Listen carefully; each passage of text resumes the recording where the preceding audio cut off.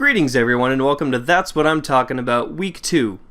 I am Jeff Barrier and every week I come to you breaking down a single topic of interest for your enjoyment. This week I will talk to you about PlayStation VR. The question is PlayStation VR the real deal or is it just some type of gimmick like the PlayStation Wii controller, the Wii U controller in my opinion, or the PlayStation Move? Last week my friend Ron Yanos and I, shout out to Ron Yanos, ventured to the distant land of Joliet, Illinois, where we both tested the waters of the PlayStation VR. After donning the VR headset, equipping the headphones, and taking the much-needed VR selfie, we dove straight into Eve Valkyrie. The instant the game booted up, I looked from side to side, I looked behind myself. I was inside of a cockpit inside of a large space station. Being a tech demo, I didn't expect much from the game. I looked up, I looked down.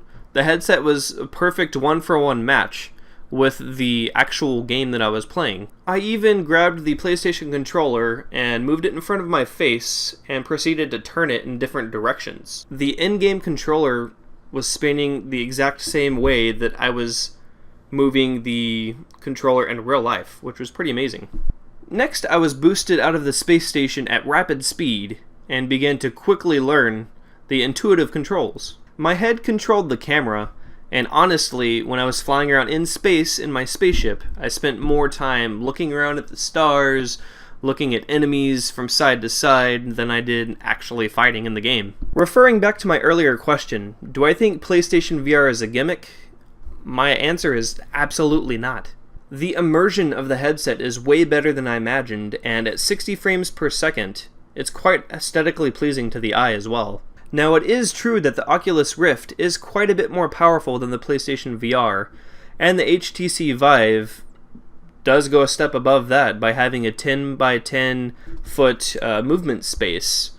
But at the same time, why spend $699 or $799 respectively for the Oculus Rift or the Vive when you can spend $399 for the PlayStation headset? Do I still think $399 is a bit steep for a headset that pretty much costs the same price as my system? Yes, but from what I've experienced in VR, I'm very willing to throw down money for something that I firmly believe will revolutionize gaming as we know it.